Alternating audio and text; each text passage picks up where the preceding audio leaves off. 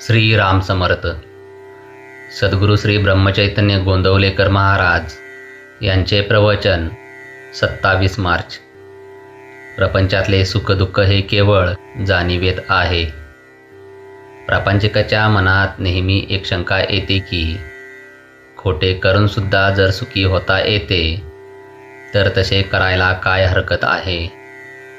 सन्मार्गाने गेला तरी माणूस दुःखी का होतो, अशी ही शंका आपल्याला येते. मी देवाला भिवून वागलो का, तर प्रपंच सुखाचा व्हावा म्हणून. देवाची एवढी कटपट करूनही जर सुखी होता येत नाही तर काय उपयोग. किती विचित्र आहे पहा. खेळातले घर बांधायला आपण गवंडी बोलवण्यासारखा हा प्रकार आहे. प्रपंचात दक्षता ठेवणे जरूर आहे. ते जर आपण केले नाही तर देवाने काय करावे. भगवंताचा साधन म्हणून आपण उपयोग करतो आणि शेवटी साधनाला दोष देतो. साध्य बाजूलाच राहते. भगवंत विषय देईल पण त्याबरोबर त्याचे दुःखही देईल. एक जण मारुतीरायाला सांगून चोरी करीत असतो. तो एकदा पकडला गेला आणि त्याला शिक्षाही झाली. तेव्हा तीही मारुतीच्या संमतीनेच झाली असे नाही का. मी कोण हे जोवर आपण ओळखत नाही तोवर वैभवाच्या शिखरावर जरी गेलो तरी आपल्याला समाधान मिळणार नाही. ज्याच्यापासून प्रपंच झाला त्याला ओळखता आले पाहिजे. देहच सत्य नाही तर त्यावर उभारलेली इमारत कुठून सत्य असणार.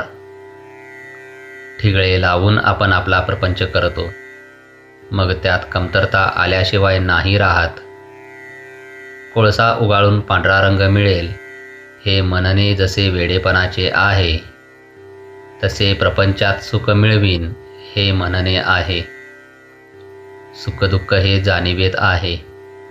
आपल्याला मिळायचे तेवढेच मिळते, पण आपले हवे नको पण म्हणजे आपली वासना गेली की सुखदुःख राहत नाही. वासना मारायला भगवंताचे अधिष्ठान हाच एक उपाय आहे. वासना ही लाडावलेल्या कुत्र्याप्रमाणे आहे.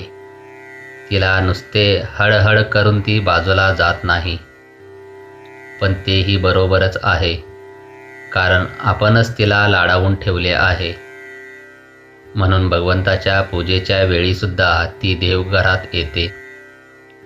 शिवाय वाईट वासनेमध्ये चांगल्या वासनेला मारण्याचे बळ आहे, कारण आपण स्वतः वाईट वासनेच्या बाजूचेच आहोत. वासना ही कोणत्याही उपायांनी तृप्त होण्यासारखी नसून आपण जर भगवंताजवळ वास ठेवला तरच ती नष्ट होते. मी करता नसून परमात्मा करता आहे, अशी भावना झाल्याशिवाय मन भगवंताला अर्पण होणार नाही. ते अर्पण झाल्याशिवाय फळाची अपेक्षा सुटणार नाही, आणि फळाची अपेक्षा सुटल्याशिवाय जीवाला शांती मिळणार नाही. जय जय रघुवीर समर्थ. आजचे बोधवाक्य. वासना म्हणजे देवाच्या विरुद्ध असलेली आपली इच्छा. श्रीराम समर्थ.